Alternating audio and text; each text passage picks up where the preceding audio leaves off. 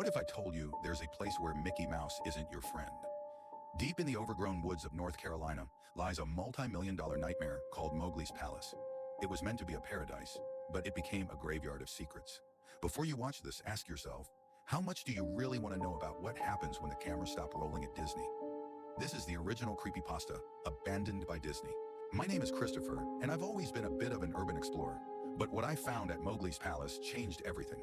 The Disney Corporation is known for its magic, its polish, and its ability to make things disappear when they no longer fit the image. In the late 90s, Disney began construction on a massive tropical resort in Emerald Isle, North Carolina, called Mowgli's Palace. They spent millions. They cleared land. They built a paradise. And then, without a single word of explanation, they shut it down and walked away. I decided to find it. When I finally reached the gates, the jungle had already started taking back its territory.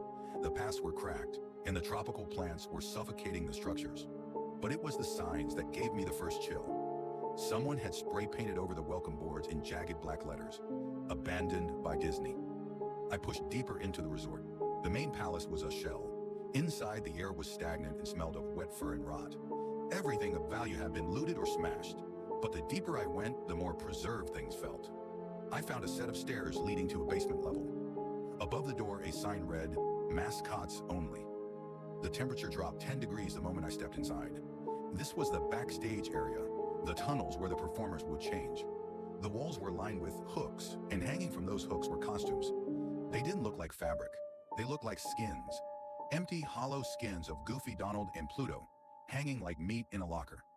I reached the end of the hall and entered a final room. It was empty, except for a single mascot costume sitting on the floor in the center. It was Mickey Mouse, but it wasn't the Mickey we know. The colors were inverted. Where he should have been black, he was a sickly white. Where he should have been red, he was a deep, bruising blue. He looked like a photo negative. I held up my camera, my hands shaking. I thought it was just a discarded prototype, a joke. But as the flash went off, the costume, it groaned. It stood up. Its movements weren't human. It didn't have bones. It moved like it was made of fluid, thick and heavy. It stared at me with those vacant stitched eyes. And then it spoke. The voice sounded like it was coming from a throat full of wet sand. "Hey," it whispered, "want to see my head come off?" It gripped its own neck with its oversized, gloved hands and began to pull. I didn't stay to see what was underneath. I heard the sound of tearing, the sound of wet cloth and sinew ripping apart. I ran. I didn't stop until I reached my car. I didn't look back until I was miles away from Emerald Isle. Disney didn't just abandon that palace because of money or geology. They were trying to leave something behind. But some things don't stay buried.